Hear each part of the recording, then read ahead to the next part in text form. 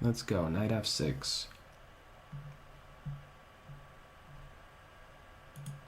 Alright, Nimzo Indian. I've been doing this a lot. What's the scoop with that move? Interesting. So, I mean, I'm definitely not booked up. Opening theory, yeah, it needs a lot of work. On ChessCube, they're calling this the Neo-Indian Seirawan attack. I was not familiar with that. ECO code is E00, apparently. I don't know how accurate those are, by the way.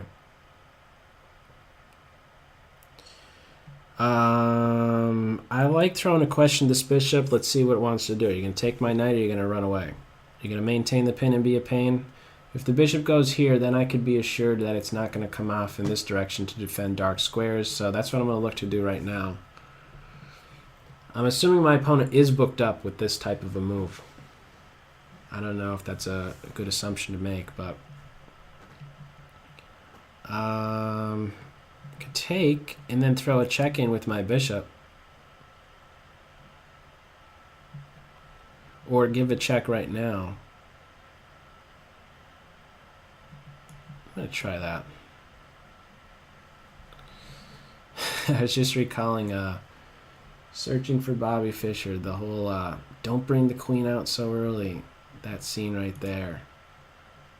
Don't bring the queen out early, and the other one is saying to bring the queen out early.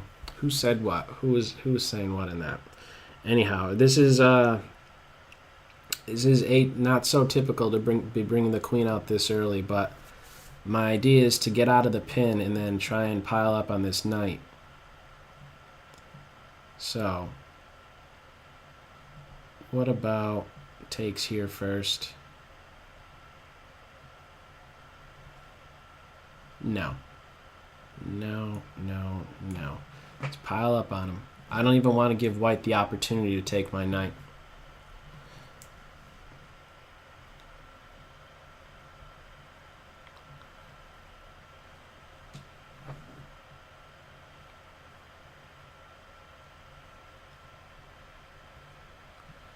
Alrighty. So now I chop the knight and work on these pawns being doubled, and I believe by force that's what we're going to see. No matter what, I get to decide. So I could take here, and so let's do it. There is no pawn recapture. This pawn is pinned. So after a knight move here, I'm threatening knight takes knight, and I'm assuming the follow-up is going to be just e3. Uh-oh. This is the only move, I'm pretty sure. Knight takes pawn. Have to regain that material. What's the story here? What else could white maybe be thinking of besides knight takes pawn? Are they trying to pick up the pawn and recapture? Okay, knight here. It's not, it's a threat, but it's easily met with e3. Is there a better thing that I could be doing instead of knight c6? I don't know.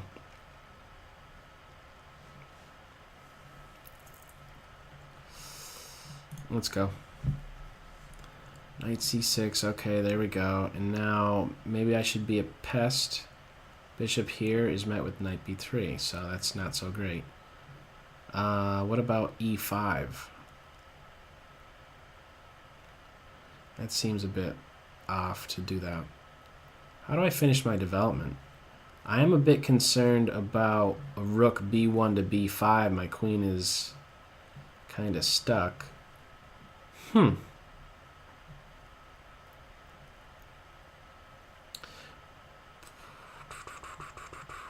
do I do? d5, bishop d6. I'm not sure what to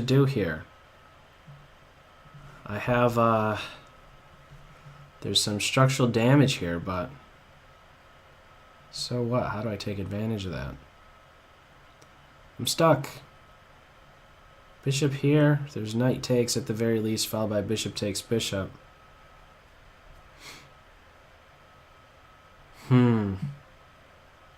I just don't know. Is that okay to just not know? I'm gonna try it. It's a little bit scary seeing this bishop cutting off my king like this. I do think, though, that my d-pawn needs to contribute, and I just was not seeing a way to bring out my bishop in this direction, so I kind of am forced into going in this direction. I need to get this d-pawn involved and then think about playing my bishop here. I do have to be concerned about knight moves to b5 in one of these two squares, especially if the bishop decides to come back to g3 soon. Okay, now that I was not expecting, and it's an easy recapture, an easy move to respond to. It's just recapture. I'm building my center, and now I'm able to see the position much more clearly. So let's start off with this. Threatening to win a pawn, but I have to be cautious about that. I don't know that I really want to do that. I probably want to just play bishop to c5.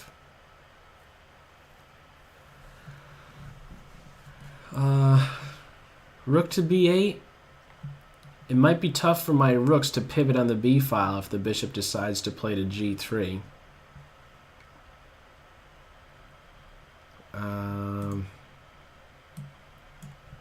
Yeah, I am not going to take that pawn. I don't care about him. I want to be in a spot to eventually meet a c4 move with d4. You know what I'm talking about? I'm talking about... Well, let's get castled first. There's a bishop check, but it's harmless. I'm talking about if takes takes... Well, no, actually that wouldn't be in place, would it? Okay, well, now I think I do want to take here. No, not so fast. Let me do this first. And now I'm ready to really just take on this square with my bishop. And then even though they're doubled pawns, one of them is just one of them is what? One of them is just an extra, and I could pivot on this square. Okay, so now I'm going to do it with the bishop first. This rook could be making use of this square now. I really just want to get to this square next. Rook to d3, or even to d5. And if my rook is ever captured, my pawns are repaired. And it turns out to be a really nice structure, which works well with my remaining bishop. 50 seconds each.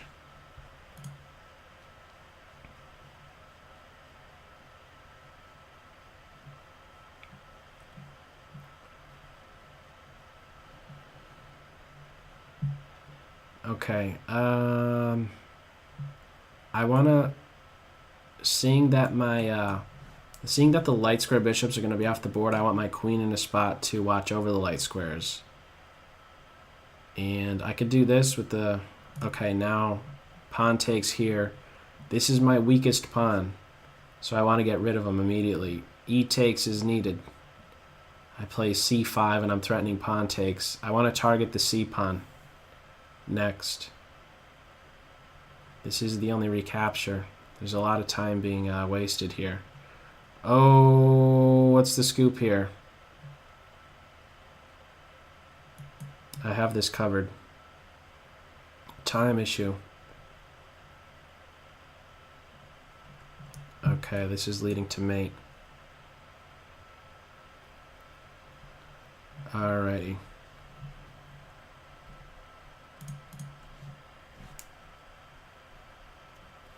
Okay, good game. Let me back up. And let's see about where there's improvements, because this is an interesting line. Okay, so again, if you're interested in learning more about it, it's the name of it at least is The Neo-Indian Seirawan attack. So I think this turns out to be okay. It's doubled pawns. It looks really messy. But it's very uncomfortable for me to finish my queenside development. You know, this is an interesting imbalance because, I mean, how can we summarize this position best? I don't know if what I'm about to say is the best way to summarize it, but at least these are my thoughts. And it's that white has a compromised queenside structure versus black having difficulty developing their queen bishop. Doesn't seem like there's a smooth way to bring that guy out, right? So that's like the little trade-off. It's much smoother for white. It's just e3, which was played. It's getting the bishop out. Now this right here, I think there's an improvement. What might be better is just bringing the bishop out to, let's say, e2.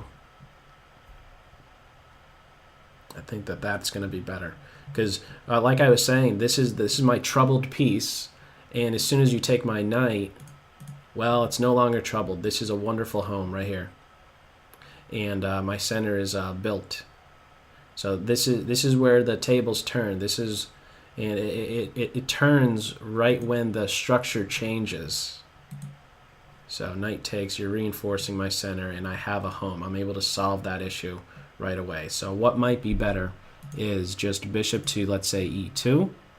If I ever capture, you just recapture. You might have to be a little bit concerned somehow with both bishops being unprotected. Not seeing anything jump out at me right away, but just have that in mind. Pieces being unprotected lead to tactics. After this capture, both your bishops would be unprotected. I don't see a way to exploit that, though. So bishop e2, I think, is going to be better. And I think what I'll be needing to go forward with at some point is like a capture and then following up with a pawn push. But it's definitely going to be a much more difficult game, a much more difficult struggle than after the knight takes knight right here. And the structure has been clarified. It's much easier to play for me.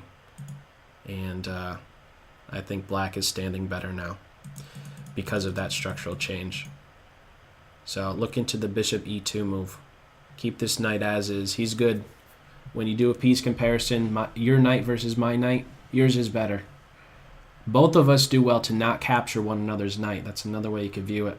If I take your knight, I'm repairing your pawns in some way.